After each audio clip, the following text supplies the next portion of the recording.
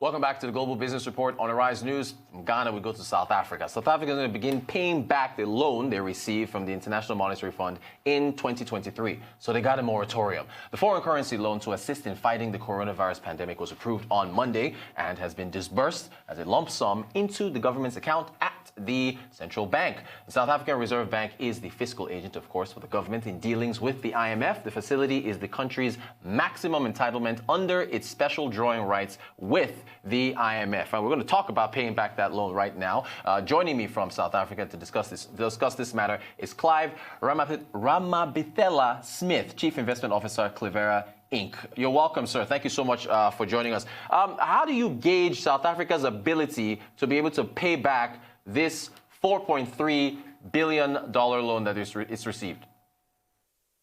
Well, thank you very much, firstly, for having me, and I appreciate that a lot. But let's be honest with regards to what the loan actually means for South Africa. Firstly, it's an emergency market-related loan. So that means, obviously, the IMF had already made provisions of what is required for you to obtain the loan and why you would want the loan in the first place, because you're facing a pandemic. And so this particular loan is completely and utterly different from your normal structural reform types of loans that actually allow the IMF to have control over government or any assets that the government owns. So this one is slightly different in the sense that it's an emergency type funding to allow them to be able to handle the pandemic as it unfolds and as it has an impact on the South African economy. That's one thing that needs to be cleared. But the second phase of your question there, just to respond to it as well, is that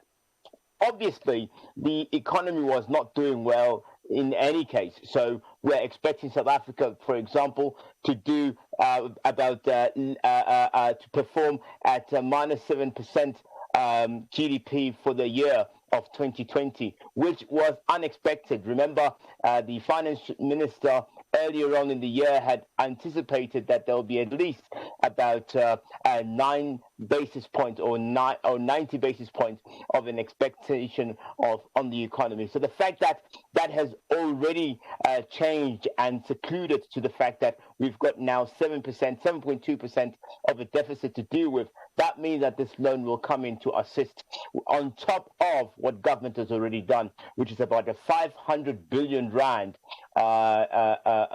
assistance in terms of capital to assist the South African economy to stay afloat. Excellent. All right. So you got the 4.3 billion on one side. You just mentioned the 500 billion rand on the other that's been announced. Are these funds enough, or does South Africa still have to go in search of more to assist it in, blunting the impact of COVID-19 amidst all other economic challenges? That is a very interesting question because, one, the Minister of Finance was talking yesterday after the SMS hit that the 70 billion rand is in the account. So all sorts of memes and all sorts of reaction from the South African social media experts and so forth and so on. So that was a big concern. And also another concern, my brother, just to let you know, is that South Africans are not happy with the way that the money that was raised in the first place was actually utilized. As you might know, there's been certain corruption cases opened simply because the initial 500 billion assistance into the business has been subsequently been given to those who are better known in their names, those who are better connected politically, and so corruption, unfortunately, has raised its ugly head again in the South African context of things. And so that has concerned South Africans in the main. However, this 70 billion rand that has come as an assistance from the IMF, scrutiny has been put onto it. And people want to see if government is serious about eradicating corruption. And the only way that you can do that by convincing the people is that you need to take action with those who are already involved in wrongdoing immediately. And until that happens, unfortunately, nobody will take South Africa seriously, even though it is the most industrialized country on the African continent. So we need to be very honest and truthful and transparent about what is taking place. Nobody is happy about what's taking place in the country at the moment because they feel that even the money that's coming from the IMF is just going to benefit the elite, the financially viable, the politically connected, who are always going to get these tenders that have been given out by government. And that's the unfortunate part.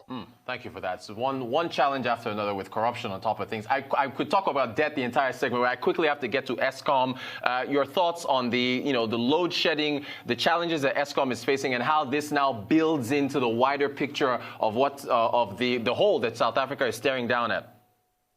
Yeah, so I'm glad you raised power as the first one because obviously Eskom is a serious problem. But there's other issues as well. For example, I'm sure you're aware of South African Airways and the fact that they need another additional 10 billion to get out of the debt that they're sitting in. So all the state-owned enterprises, including the NOW, which is the arms leg or the arms wing of the South African government's way of procuring arms and protection and security in the country, is also under scrutiny with regards to how they handle their things. So the question is, who's going to come first? Who's more important? Is it the South African people? Is it the private companies that are listed on the Johannesburg Stock Exchange? Or is it the state-owned enterprises that include the power utility Eskom, which is sitting in, listen to this, 400 billion rand worth of debt?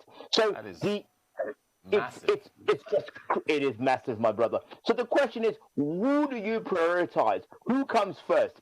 And I'm telling you right now, South Africans are sick and tired of the ruling party at the current moment, the African National Congress. They want to know how do they benefit, and that's why this president announced that unemployed people, as part of the package that the 500 billion was supposed to cover, is to assist them with about 350 rand. That's what? That's about $15 to $30 per person that's going to be assisted who is unemployed for the next 3 months. And over and above that, the increment on the already excruciatingly heavy burden on government, which is the pension funds or the assistance of pension funds, the SASSA grants, the social grants that will be also increased accordingly to assist people to be able to afford their living, their livelihoods.